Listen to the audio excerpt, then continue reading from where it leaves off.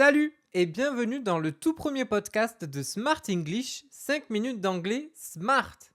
Je m'appelle Johan et je suis ici pour t'aider à progresser en anglais en faisant de chacune de tes sessions d'apprentissage une séance efficace.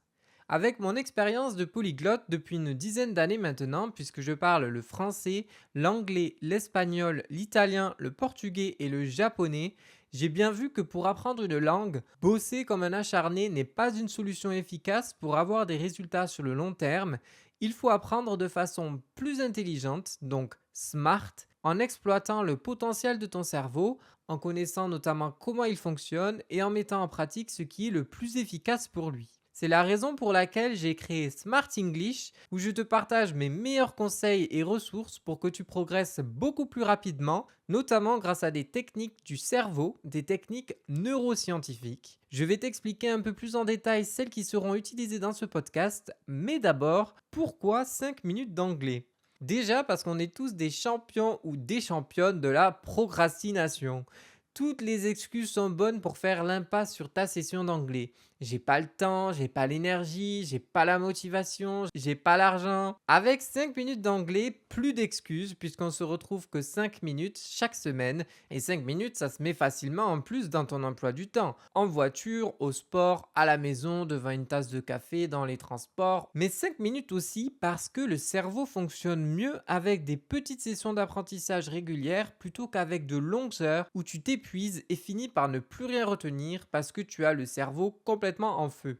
Pour comprendre l'objectif du podcast, c'est d'abord important que tu comprennes la question suivante. Comment on mémorise un mot? Quand tu essayes d'apprendre un nouveau mot ou une nouvelle expression, tu les fais d'abord rentrer dans ce qu'on appelle la mémoire à court terme. C'est une petite mémoire très limitée et qui oublie vite. Pense à ta liste de courses que tu as dans la tête, mais tu oublies toujours quelque chose, ou encore quand tu oublies le prénom de quelqu'un alors que tu viens juste de l'entendre. Ça, c'est les limites de la mémoire à court terme. Pour mémoriser le vocabulaire que tu apprends, il faut donc que tu réussisses à le faire entrer dans ton autre mémoire qui, elle, contrairement à la petite, est quasiment illimitée, la mémoire à long terme.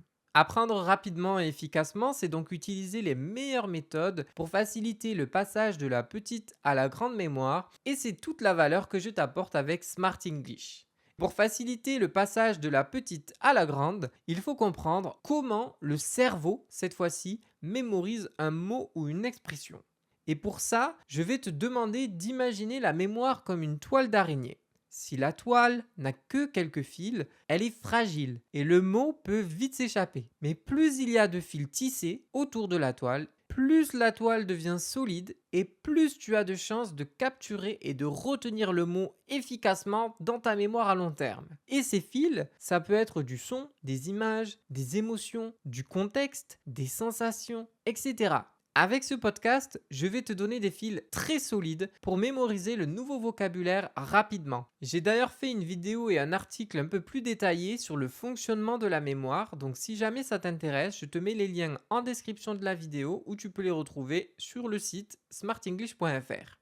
Maintenant, que va contenir chaque épisode? Dans chaque épisode de 5 minutes d'anglais smart, on va voir ensemble un mot ou une expression en te donnant le plus de fils possible pour ta toile, notamment en ayant recours à des techniques comme la visualisation. Donc je vais t'aider à visualiser une scène pour que tu en crées une image mentale et ça va donc faire travailler ta mémoire visuelle. L'apprentissage en contexte, puisque je vais ensuite mettre en scène le mot ou l'expression de l'épisode dans une situation concrète de la vie de tous les jours, une situation qui te parle, puisqu'on retient plus facilement ce qui nous parle, et je vais te la faire deviner. Mais si tu connais déjà le mot ou l'expression de l'épisode, attention, on ne va pas uniquement voir un mot ou une expression, je vais également te donner des explications du contexte, des synonymes et d'autres expressions qui peuvent être utiles. Donc surtout, ne loupe aucun épisode.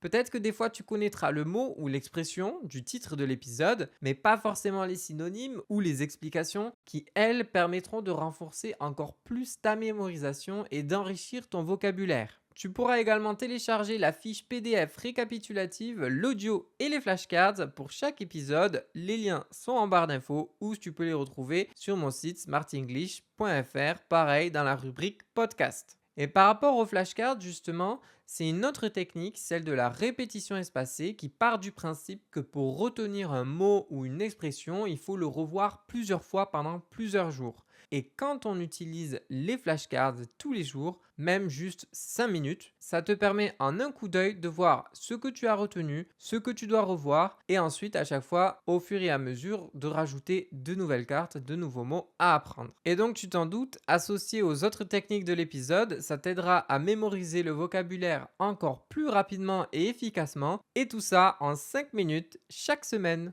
J'espère que tout est clair, ce podcast il est fait pour toi, donc surtout n'hésite pas à participer activement, à commenter chaque épisode, me dire ce qui t'a plu, ce qui t'a moins plu, qu'est-ce que tu aimerais retrouver dans le podcast, ça m'intéresse vraiment, c'est très important. N'hésite pas également à t'abonner à la chaîne Smart English Plus sur YouTube pour être au courant dès qu'un nouvel épisode du podcast et d'autres ressources Smart sortent. Tu peux également t'abonner à la chaîne principale Smart English pour avoir tous mes conseils, astuces du cerveau et pratiquer l'anglais avec moi en vidéo. Le podcast évoluera en fonction de tes retours, c'est avant tout pour toi que je le fais, pour que tu puisses enfin progresser en anglais, contrairement à toutes ces autres méthodes qui vendent du rêve avec des promesses vides et qui déçoivent. Si tu as des questions, tu peux me les partager, j'y répondrai avec plaisir et on se retrouve tout de suite pour le premier épisode.